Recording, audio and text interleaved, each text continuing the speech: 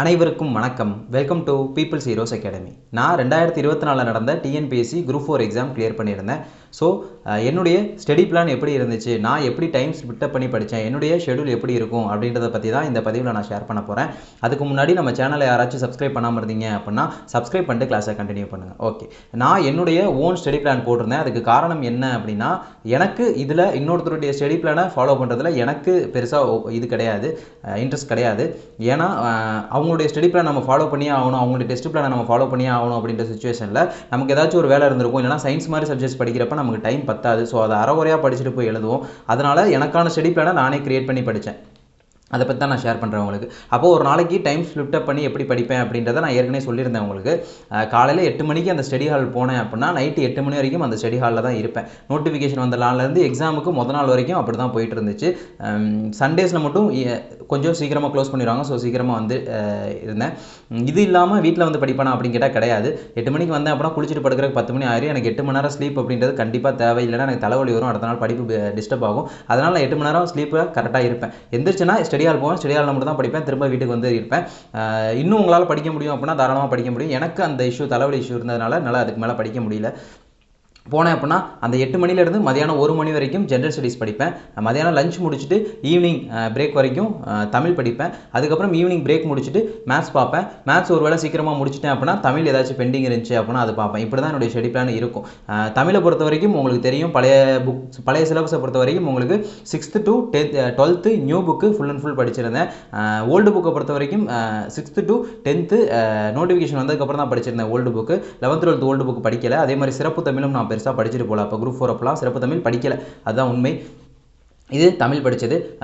மேத்ஸை பொறுத்த வரைக்கும் யூடியூப்பில் வீடியோஸ் பார்த்தா ஸ்டார்டிங் ஸ்டேஜஸில் நான் கற்றுக்கிட்டேன். அதுக்கப்புறம் புக்ஸ் வச்சுருந்தேன். ஸோ ஒரு நாளைக்கும் ஒரு டாபிக்ஸ், இல்லைனா ஒரு 2 நாள் கூட ஆகும் ஒரு சில டாபிக்ஸ், அப்படியே பார்த்துட்டு போயிட்டு இருந்தேன். அப்போ ஓவரால் எல்லா டாபிக்ஸுமே நான் கம்ப்ளீட் பண்ணி முடிச்சதுக்கப்புறம் நான் ப்ரீவியஸ் இயர் கொஷின் பேப்பர்ஸ் எடுத்து சால்வ் பண்ண ஆரம்பித்தேன். அப்போ ஒரு நாளைக்கு ஒரு கொஷின் பேப்பர் 2 கொஷின் பேப்பர் அப்படின்னு சொல்லி சால்வ் பண்ணுறப்போ எனக்கு ஒரு 1 hour இல்லைனா 2 hours பார்ப்பேன். மேக்ஸிமம் ஒரு நாளைக்கு 2 மணி நேரம் மேத்ஸ் அப்படின்றது லாஸ்ட் அந்த நோட்டிஃபிகேஷன் வந்ததுக்கப்புறம் லாஸ்ட் ஒரு 60 days லாஸ்ட் ஒரு 1 hourலேருந்து 2 hours மேக்ஸிமம் பார்ப்பேன் அப்படின்ற ஒரு விஷயம் தான் இருந்துச்சு மேத்ஸை பொறுத்த வரைக்கும். தமிழை பொறுத்த வரைக்கும் உங்களுக்கு சொல்லிட்டேன். அப்போ எல்லாருக்குமே குழப்பக்கூடிய விஷயம், எப்படி படிக்கணுன்ற குழப்பக்கூடிய விஷயம் அப்படின்றதுனா இந்த ஜென்ரல் ஸ்டடீஸ் தான். ஜென்ரல் ஸ்டடீஸை பொறுத்த வரைக்கும் அதில் உங்களுக்கு 10 யூனிட் இருக்குது. 10 யூனிட்டில் ஒரு யூனிட் மேத்ஸ் உங்களுக்கு எடுத்துட்டீங்க அப்படின்னா 9 யூனிட், கரண்ட் அஃபேர்ஸ் தூக்கிட்டீங்க அப்படின்னா 8 யூனிட்.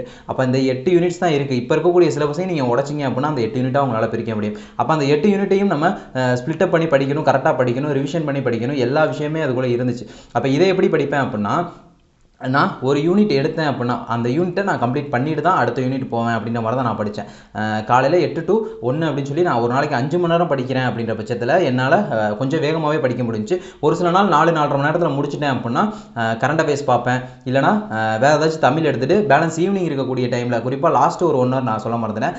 லாஸ்ட்டு 1 hour நாங்கள் கேங்காக உட்காந்து கரண்ட் அஃபேர்ஸ் பார்ப்போம். அதையும் நான் சொல்லிக்கிறேன். லாஸ்ட்டு ஒரு 1 hour டெய்லி ஈவினிங் ஒரு 7 o'clock நான் மேத்ஸ் பார்த்து முடிச்சிடுவேன். அதுக்கப்புறம் 7 to 8 இல்லைனா ஏதோ ஒரு மணி நேரம், ஒரு நாளைக்கு ஒரு மணி நேரம், ஏதோ ஒரு மணி நேரம் நாங்கள் உட்காந்து கரண்ட் அஃபேர்ஸ் பார்ப்போம். அதையும் சொல்ல மறந்துட்டேன். ஓகேங்களா? அப்போ இதுதான். அப்போ ஜெனரல் ஸ்டடீஸை பொறுத்த வரைக்கும் அந்த 8 யூனிட்.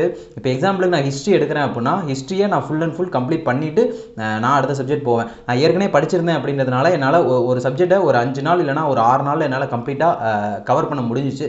ஸோ மண்டே ஆரம்பித்தேன் அப்படின்னா சாட்டர்டேக்குள்ளே என்னால் கம்ப்ளீட் பண்ண முடியும். அப்போ ஹிஸ்ட்ரியை மண்டே டு சாட்டர்டே நான் கம்ப்ளீட் பண்ணி முடிச்சிடுவேன். சண்டே தமிழ் பிரேக் விட்டுருவேன், மேத்ஸ் பிரேக் விட்டுருவேன்.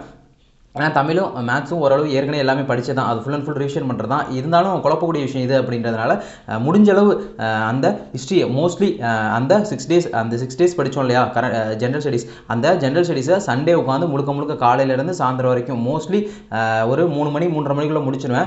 ரிவிஷன் பண்ணி முடிச்சு பேலன்ஸ் டைம் இருந்துச்சுன்னா மேத்ஸோ கரண்ட் அஃபேர்ஸோ இல்லை தமிழோ படிப்பேன். இல்லை என்னால் அன்றைக்கி முடிக்க முடியல அப்படின்னா அந்த சண்டே ஜென்ரல் ஸ்டடீஸை ஃபுல் அண்ட் ஃபுல் முடிச்சுட்டு தான் நான் அடுத்த மண்டேக்குள்ளே கிராஸ் ஆவேன். அப்போ அடுத்த மண்டேக்கு நான் போகிறப்போ நான் அந்த ஒரு யூனிட்டை ஃபுல் அண்ட் ஃபுல் கவர் பண்ணி முடிச்சிருக்கணும் அப்படின்ற ஒரு மைண்ட் செட்டில் குறிக்கோளாக இருந்தேன். இதுதான் ஜெனரல் ஸ்டடீஸை பொறுத்த வரைக்கும். ஹிஸ்ட்ரி எடுத்தேன்னா ஹிஸ்ட்ரி ஃபுல் அண்ட் ஃபுல் நான் முடிச்சிடுவேன். அந்த வீக்குள்ளே முடிச்சுட்டு நான் அடுத்தது போவேன். வீக்லி ஷெடியூல் தான் போட்டிருப்பேன், டெய்லி ஷெடியூல் போட மாட்டேன். வீக்லி ஷெடியூல் அப்படின்றப்ப எனக்கு எனக்கு தெரியும் இவ்வளோ நாளுக்குள்ளே இது முடிக்க முடியும் அப்படின்றது தெரியும். ஒரு சில சப்ஜெக்ட் வந்து ஒரு யூனிட் வந்து 7 நாள் 8 நாள் கூட ஆகும் அப்படின்றது தெரியும். அதுக்கேற்ற மாதிரி நான் பிளான் போட்டுப்பேன். அப்போ இந்த மாதிரி ஹிஸ்ட்ரி, அடுத்து பார்த்தீங்க அப்படின்னா ஐஎன்எம். அப்போ ஹிஸ்ட்ரி ஐஎன்எம் அடுத்து பாலிட்டி அப்படின்னு சொல்லி படிக்கிறப்ப அப்போ ஹிஸ்ட்ரி ஐஎன்எம் பாலிட்டி அப்படின்னு சொல்லி ஐஎன்எம்மும் பாலிட்டி நம்ம முடிச்சுட்டு பாலிட்டி ஃபுல்லாக ரிவிஷன் பண்ணதுக்கப்புறம் ஹிஸ்ட்ரி கொஞ்சம் மறக்கிற மாதிரி இருக்கும். அதனால் ஹிஸ்ட்ரி எடுத்து இன்னொரு நாள் உட்காந்து என்ன பண்ணிடுவேன்னா ஃபுல்லாக ரிவிஷன் பண்ணிடுவேன். அதே போல் இன்னொரு சப்ஜெக்ட் அடுத்து ஒரு யூனிட் 8 போகிறப்போ அடுத்து யூனிட் 8 ரிவிஷன் பண்ணிவிட்டு அடுத்து ஐஎன்எம் ரிவிஷன் பண்ண ஆரம்பிச்சிடுவேன். ஸோ எந்த அளவுக்கு நான் படிச்சனோ அந்த அளவுக்கு நான் ரிப்பீட் ரிவிஷன் பண்ணிக்கிட்டே இருந்தேன் அப்படின்றத நான் கண்டிப்பாக சொல்லுவேன். அது ரொம்ப ஹெல்ப்ஃபுல்லாக இருந்துச்சு அப்படின்னு சொல்லுவோம்.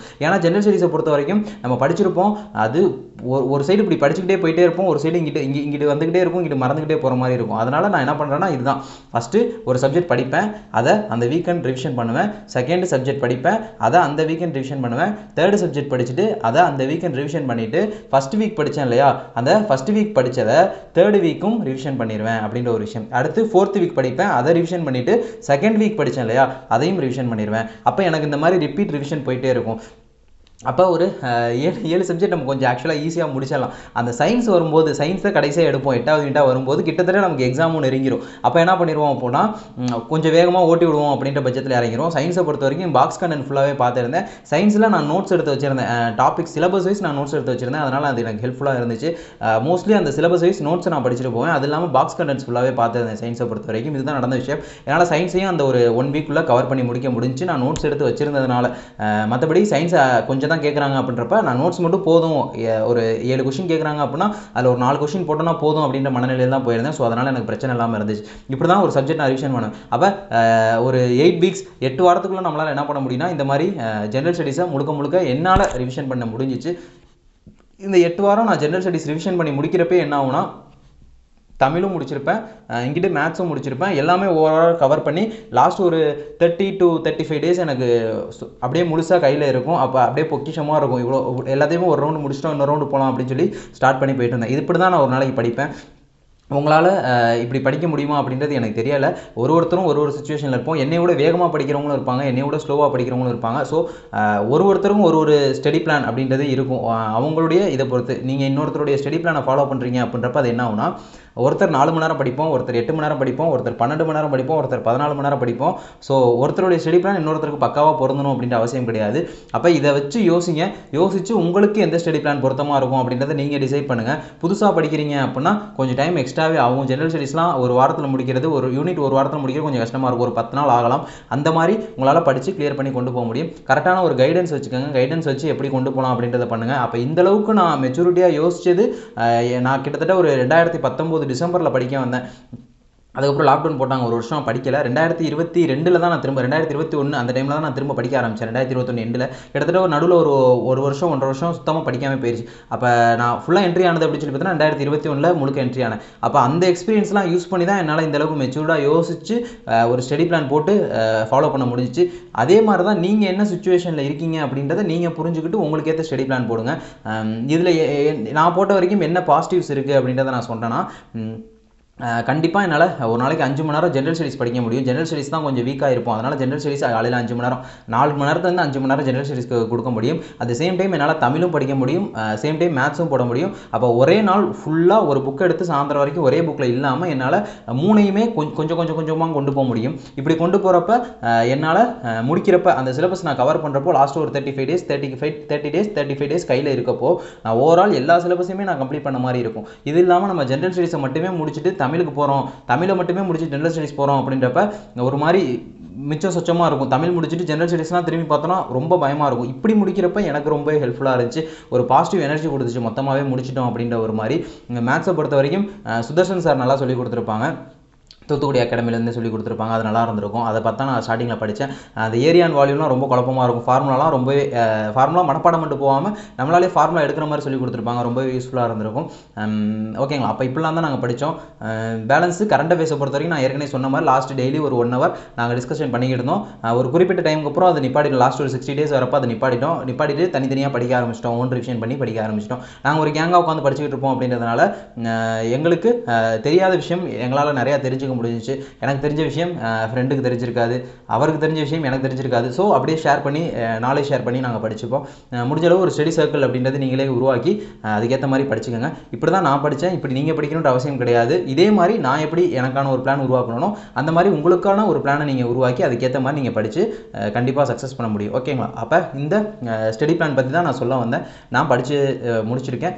நெக்ஸ்ட்டு மேலும் மேலும் படிச்சுட்டு தான் இருப்பேன் அப்படின்றதையும் நான் சொல்லிக்கிறேன். தொடர்ந்து உங்களுக்கு என்ன உதவிகள் தேவைப்பட்டாலும் நம்ம சைட்லேருந்து உங்களுக்கு பண்ணுவோம். நம்மளுடைய டெலிகிராம் சேனலை ஜாயின் பண்ணிக்கோங்க. வாட்ஸ்அப் நம்பர் கொடுத்துருக்கோம். ஏதாச்சும் இஷ்யூ அப்படின்னா, ஏதாச்சும் டவுட் அப்படின்னா மெசேஜ் பண்ணுங்கள், கால் பண்ணாதீங்க.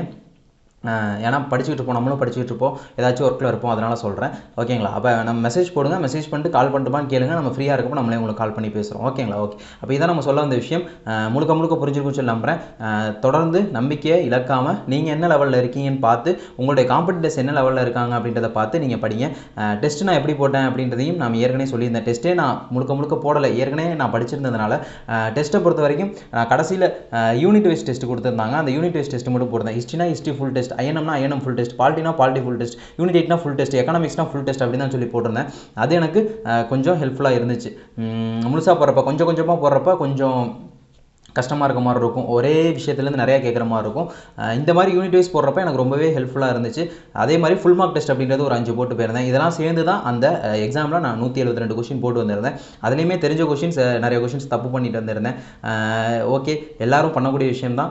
அடுத்த எக்ஸாம்ஸில் நம்ம அது வராமல் பார்த்துப்போம், அவ்வளோதான். ஓகேங்களா? ஓகே. அப்போ இந்த பதிவு முழுக்க உங்களுக்கு புரிஞ்சிருக்கும் அப்படின்னு சொல்லி நம்புகிறேன். பிடிச்சிச்சு அப்படின்னா மறக்காமல் நம்ம சேனலை சப்ஸ்கிரைப் பண்ணிக்கோங்க. தொடர்ந்து நம்ம இதே போல் இன்னொரு வகுப்பில் சந்திப்போம். நன்றி, வணக்கம்.